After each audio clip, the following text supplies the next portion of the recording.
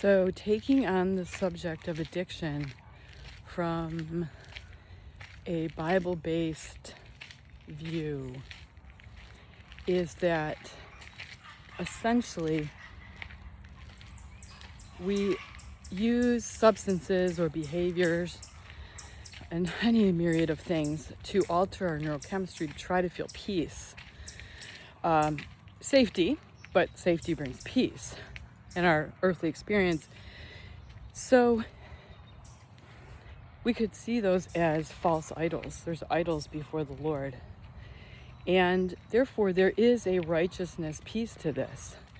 There is a sin element to using substances to try to feel safe and try to balance neurochemistry in the face of perception that we're not safe and that we lack something that we feel we need. So the first step is God.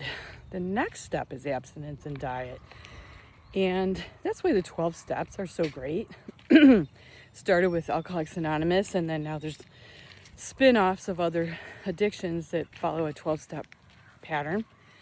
And the 12 steps start with, we admitted we were powerless over whatever it is, and our lives have become unmanageable. We have to start with that first step.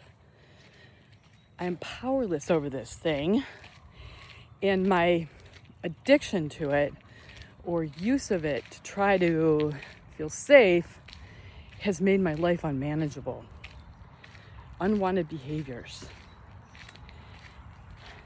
And so the next step is came to believe a power greater than myself could restore me to sanity. Absolutely imperative, because I can't restore myself to sanity. I'm insane. And the third step is became willing to surrender my life and my will over to the care of God as I understand Him.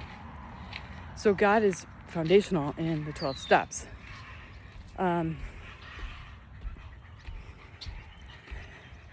Here's another view of the lake.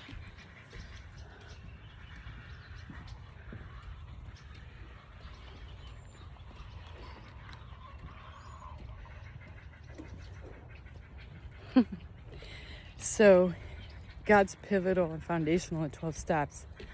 Lots of so there's no way around it. The 12 steps, when people actually work the 12 steps, the way they're designed, have the highest success rate in people overcoming addiction of anything that's available in the world today. Even rehab doesn't even come close. Rehabilitation programs don't come close to maintaining abstinence for people. And it's God. It starts with God and abstinence. So the next step would be nourishing and managing our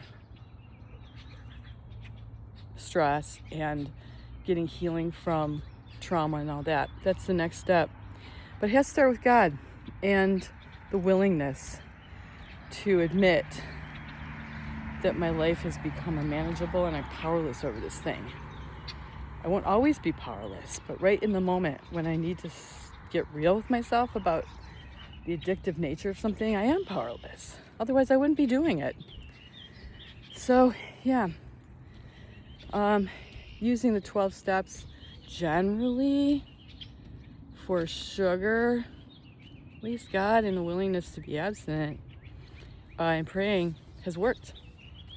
Yes, I'm slowly losing weight, but I feel a lot better. I feel so much better. I have a ways to go. I really have to get clear about, really committed about the gluten and the dairy too.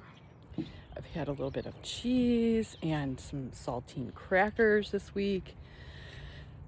More out of convenience, but I need to be more structured so that I have foods that I've made ahead on time or on hand so that I don't have to eat that stuff.